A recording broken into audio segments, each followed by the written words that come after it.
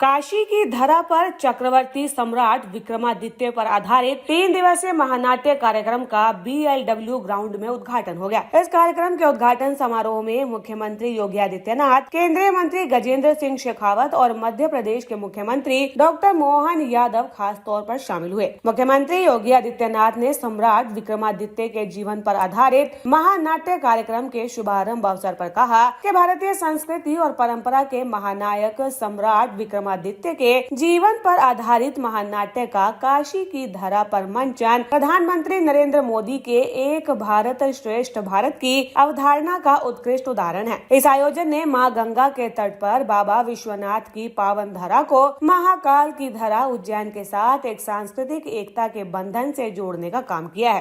काशी में शैव परंपरा की इस महत्वपूर्ण नगरी में मां गंगा के तट पर इस महानाट्य रूपांतरण का पहली बार प्रस्तुति इसलिए भी प्रासंगिक हो जाता है क्योंकि यहां पर माननीय मुख्यमंत्री जी ने जो बात कही कि 3 भाइयों की जोड़ी जो जग विख्यात है, भाई भाई में कैसा संबंध होना चाहिए, ये प्रभु राम और लक्ष्मण की जोड़ी, भगवान कृष्ण और बलराम जी की जोड़ी जितनी विख्यात है उतनी ही भ्रतरी और महाराज विक्रमादित्य की जोड़ी भी उतना ही विख्यात है और काशी इसकी साक्षी है। ये मेरा सौभाग्य है कि महाराज विक्रमादित्य की जो परंपरा से जहां महाराज भ्रतरी नाथ संप्रदाय में ही दीक्षित हुए थे और उनकी दीक्षा की भूमि उज्जैन तो थी, लेकिन साथ साथ उनकी साधना की भूमि काशी के ठीक उस पार चुनार का किला वो महाराज भर्तरी ने ही महाराज भर्तरी के नाम पर बनाया था। इस महानाट्य रूपांतरण की प्रस्तुति के लिए जब ये मामला सामने आया मध्य प्रदेश सरकार से, तो मैंने सबसे पहला प्रस्ताव तो था कि काशी में हो, काशी में BLW में हो। जिला प्रशासन से भी बातचीत हुई और दूसरा मैंने प्रस्ताव भी रखा था कि अगर यहां पे कोई अन्य कार्यक्रम हो रहे हो, पहले से बुक हो, उन स्थितियों में हम चुनार को भी इसके लिए चयन कर सकते हैं क्योंकि चुनार तो महाराज भर्तरी की साधना की स्थली है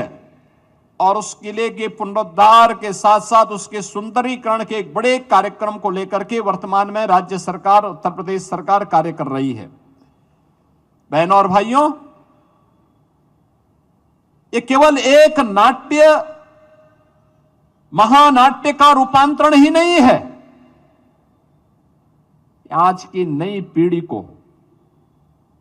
अपने मूल्यों और आदर्शों से जोड़ने का एक बृहद अभियान का हिस्सा भी है। मैं इसके लिए डॉक्टर मोहन यादव जी को हृदय से